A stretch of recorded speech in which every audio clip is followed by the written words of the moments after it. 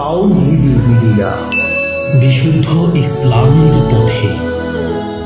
5 নম্বর প্রশ্ন বলছেন, আসসালামু আলাইকুম শেখ ওয়ালিম সালাতুল্লাহ, আমার একটি প্রশ্ন ছিল, দয়া করে উত্তর দিতেন তবে খুব উপকৃত হতাম। একজন তালেবুল ইলমের কোন পর্যায়ে গেলে দলিলের আলোকে একাধিক মতের মধ্য থেকে একটি মত বেছে নেওয়ার যোগ্যতা অর্জন করতে পারে? এজন্য কি কি যোগ্যতা থাকা উচিত তার? এই স্তরে পৌঁছানোর আগ পর্যন্ত কি সেও একজন সাধারণ মানুষের মতো একজন নির্দিষ্ট নির্ভরযোগ্য আলেমের তকলিদ করবে? তকলিদ বলবেন না, ইত্তেবা বলবেন। তকলিদ মানে অন্ধ অনুকরণ, আর ইত্তেবা মানে চোখ খুলে অনুসরণ।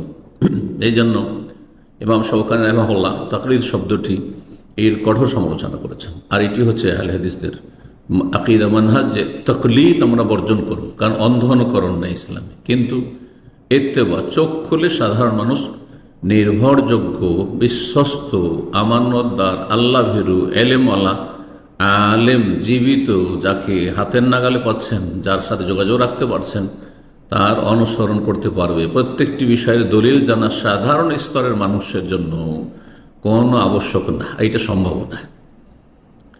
মানুষের 3টি স্তর রয়েছে। এটি একটি স্তর হয়ে গেল জনসাধারণ, যারা ওই মযহাবের তকলিদ করবে না, তকলিদের শাখসি, আর না সেটা ইত্তেবার নামও করবে না যে আমি ইমাম শাফির ইত্তেবা করছি তো অমুকের ইত্তেবা করছি, কারণ তারা এই কথাগুলি বলেছেন, তার সত্যতা কোথায়, কতটা, শুধু শুনে শুনে মযহাব পালন করা এটা নিরাপদ নয়।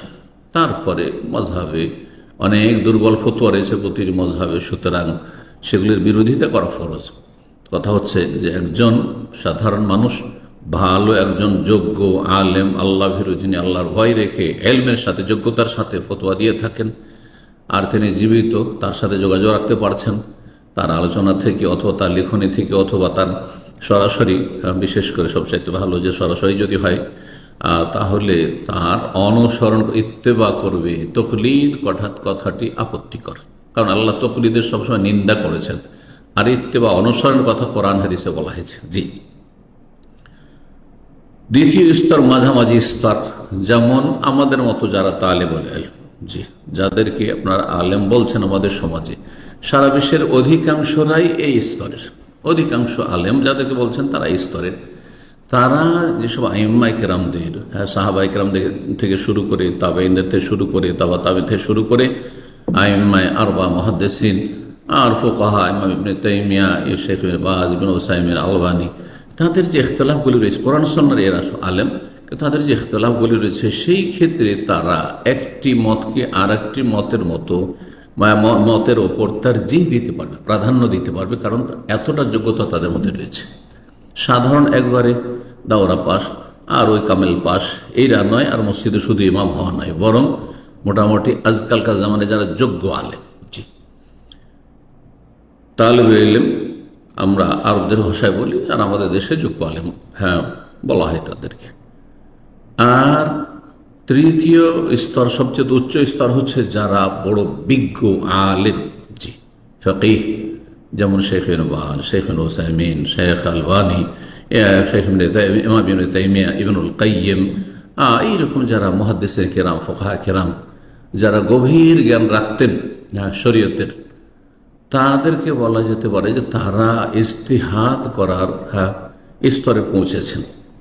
সুতরাং তারা এই মযহাবের যে ইখতিলাফগুলি রয়েছে সেই ক্ষেত্রে ইজতিহাদ করবেন, বরং সে মযহাবের বিপরীত, 4 মযহাবের বিপরীতও যদি ফতোয়া হয়, আর সেটি কোরআন সুন্নাহর দলিল দ্বারা যদি সমর্থিত হয়, শক্তিশালী হয়, তাহলে তারও গুরুত্ব রয়েছে। এই জন্য দেখা যাচ্ছে ইমাম ইবনে তাইমিয়া রাহিমাহুল্লাহ অনেক সময় 4 মযহাবের ফতোয়ার বাদ দিয়ে 4-এর কোনোটি নেননি, তিনি নতুন একটি মাসলাককে পছন্দ করেছেন, ইখতিয়ার করেছেন, জি। আর 4 মযহাবে হক পূর্ণরূপে সীমিত নয়, যদি অধিকাংশ ক্ষেত্রে 4টি মিলে হক রয়েছে, কিন্তু একেবারে সীমিত আর তার বাইরে কোনো হকের সম্ভাবনা নেই, এই কথাটি আসলে ঠিক নয়, জি। আবার এটা বুঝবেন না যে 4-এর প্রত্যেকটাতে হক রয়েছে, 4-এর একটা ধরলে হক পেয়ে গেলেন না, 4-এর একটা ধরলে হক পাবেন না, অনেক ভুলে থেকে যাবেন। আল্লাহ যেন বোঝার তৌফিক দান করেন।